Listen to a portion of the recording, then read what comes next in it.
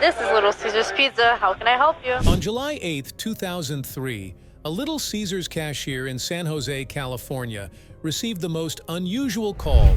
A little girl with a whimpering voice holding back her tears as she spelled every letter of her address one by one.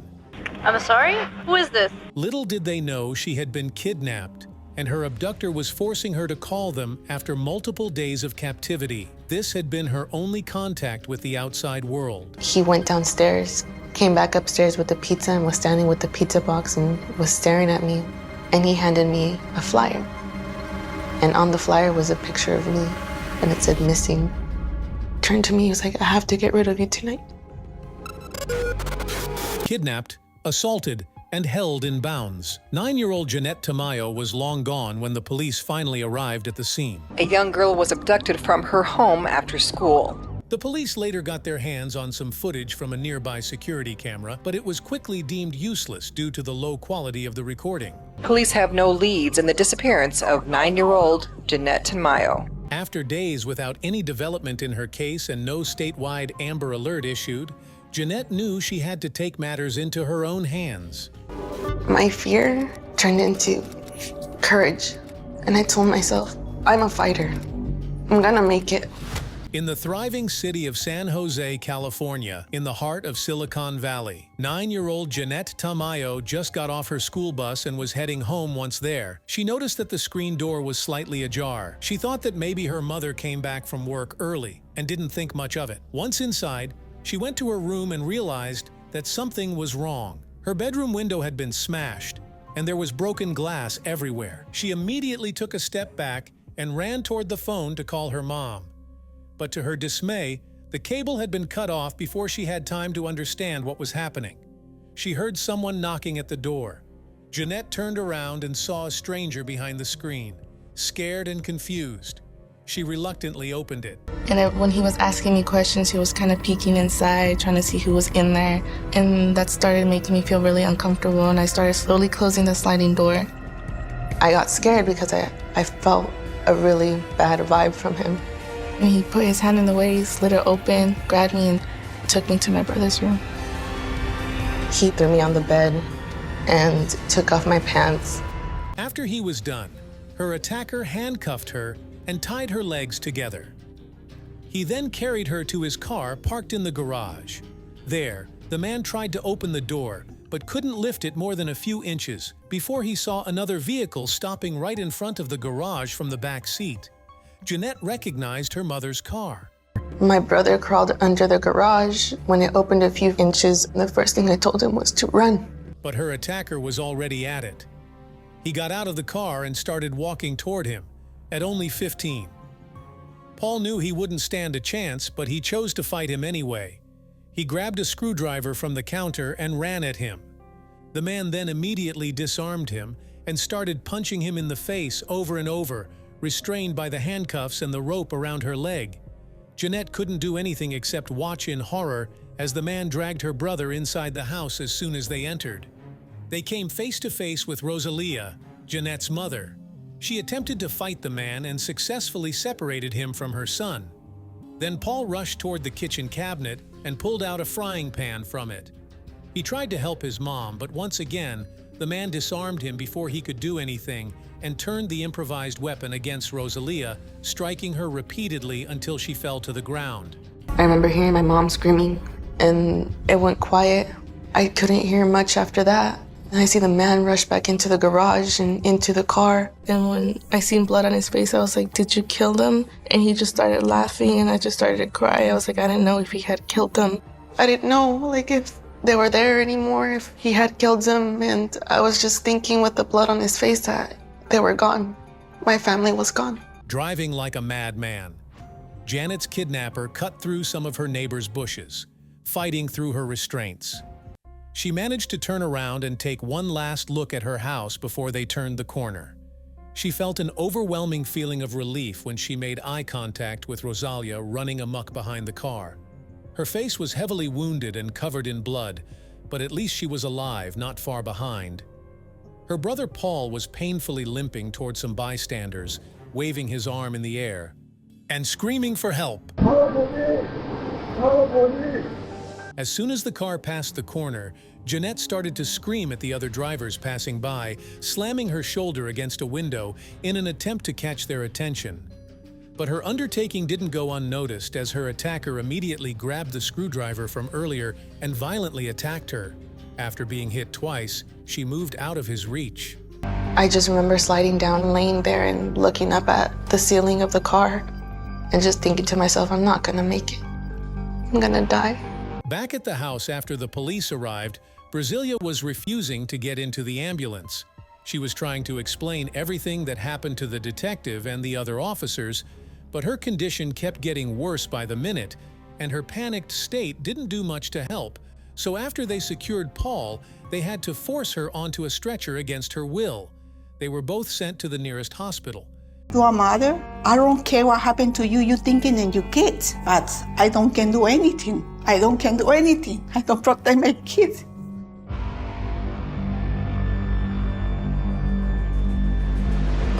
Their only witness is gone. The police had barely any information to work with. From the get-go, they knew that Janette had been kidnapped and that someone broke into the house, cut the phone cords, and attacked them before leaving with her. But other than that, all they had was the crime scene. One of the first things that I did notice in the garage was a lot of blood. I knew at that point this was a very violent crime. You start thinking, are we going to bring her home alive? Heather Randall, the detective assigned to the case, initially thought that maybe some of the blood around the kitchen and the garage belonged to Janette. As her forensic team were grabbing samples and examining the scene, she also called in handlers and bloodhounds to get the search started as soon as possible. But sadly, this didn't lead them very far, since neither Janette nor her attacker were injured during the initial attack. As this was happening, she also noticed a security camera in the driveway of one of the neighbors.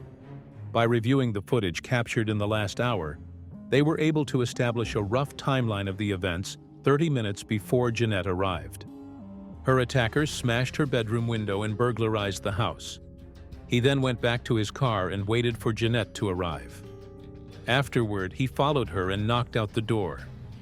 He then assaulted her in the bedroom for almost 30 minutes, at which point they headed to the garage. Meanwhile, Paul and Rosalia made it to the house in the last bit of the recording. We can clearly hear Rosalia and Paul screaming for help.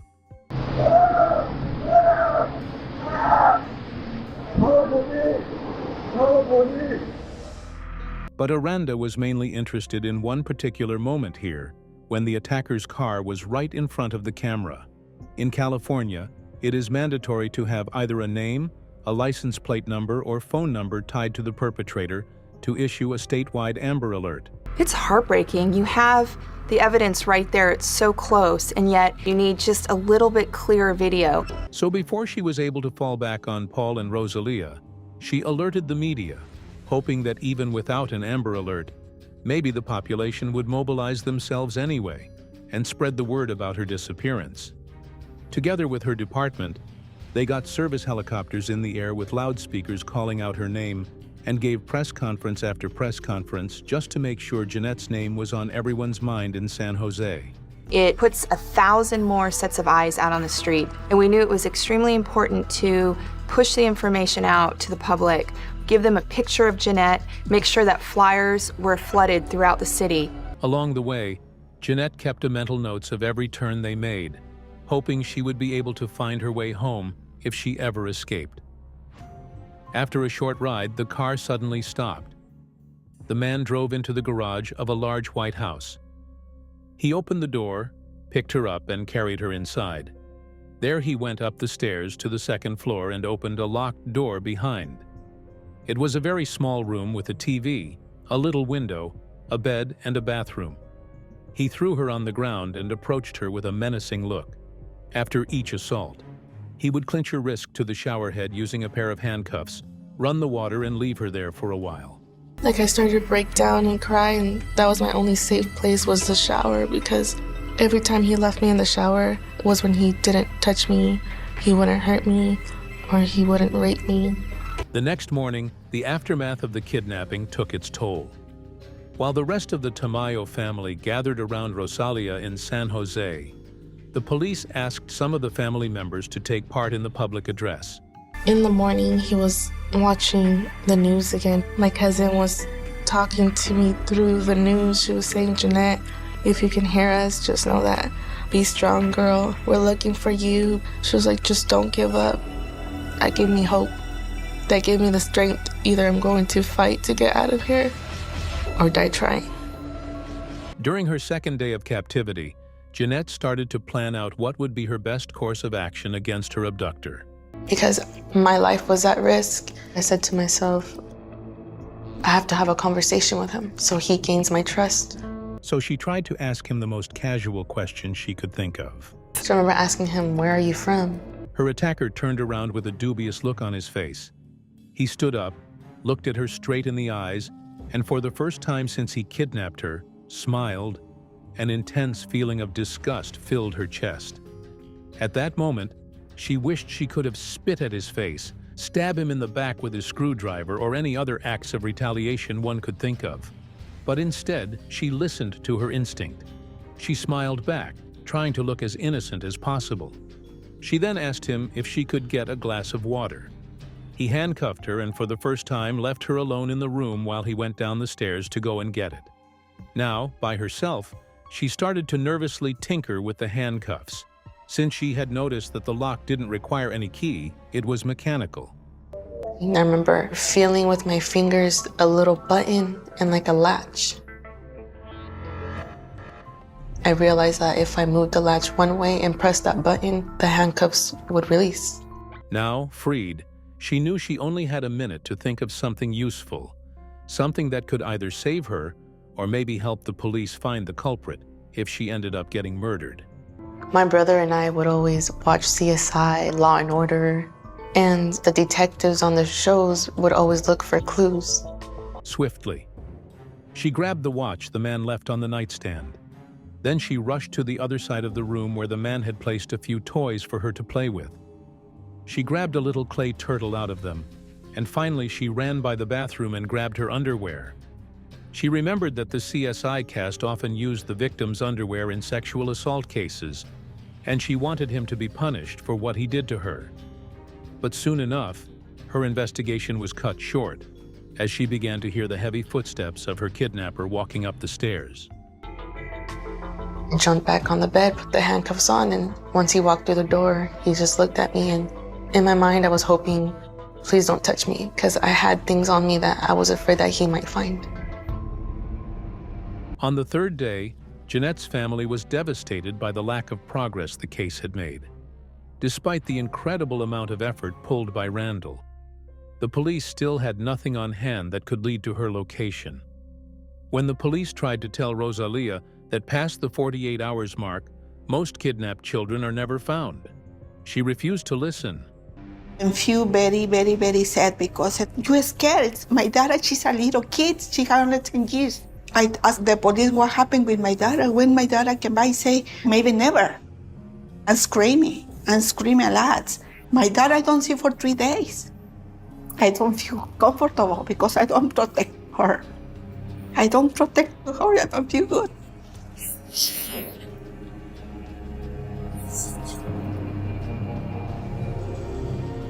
It is at this point that Janette became completely numbed to her kidnapper's assault. Her only impulse was to stay strong and stick to her strategy. She needed to continue to manipulate him. This was her only chance at survival. My befriending was working. He asked me, are you hungry? And I looked at him and I said, yeah. He gave me his cell phone. He had a cell phone with him, and he made me call for pizza. He gave me the phone number of the cell phone that he had, and I gave it to the man. The man on the other side of the phone said, can I get your address? He told me the address. And just like she did with the movement of the car 2 days ago, she memorized all of it. If she ever got away, she wanted to be sure she would be able to take him down afterward. Eventually, someone rang the doorbell, and her kidnapper left the room for a minute. When he came back, he had a smile on his face. He put the pizza on the floor, and on top of the box, there was a missing person flyer with her face on it. He then told her that he would get rid of her tonight before leaving the room. Once he closed the door behind him, She threw away the pizza and started to grab all the evidence she could. She then stuffed all of it inside the pizza box and hid it under the bed. When he came back, he grabbed a pillow and started smothering her with it, gasping for air. She tried to push her face against the side, but the man was too strong, as the lack of oxygen started to take its toll.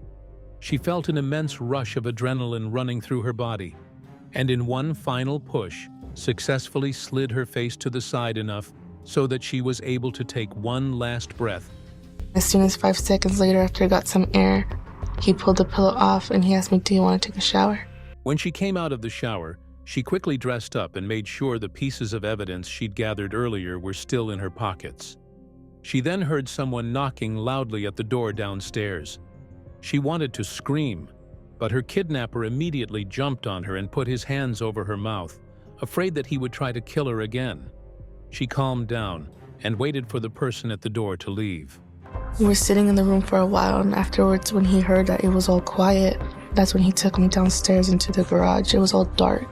He then forced her into his car, put her back in handcuffs, and started driving. The ride was long and Janette couldn't stop crying and screaming midway through it. She took a second to calm herself down in an attempt to make some sense of what had happened to her so far. I remember just crying to myself and just saying, I did the best I could. I was just preparing myself for my own death. But even then, she hadn't fully given up yet. Along the way, she once again did her best to remember every turn they took. But they rode for over 30 minutes, making it far more difficult than the first time. After a while, the car approached the neon-lit parking lot of a liquor store not far from the highway. The car had stopped, and as soon as he stopped the car, he grabbed me by my hair. And I looked around, and I was like, "Where are we?" And he was like, "I'm letting you go."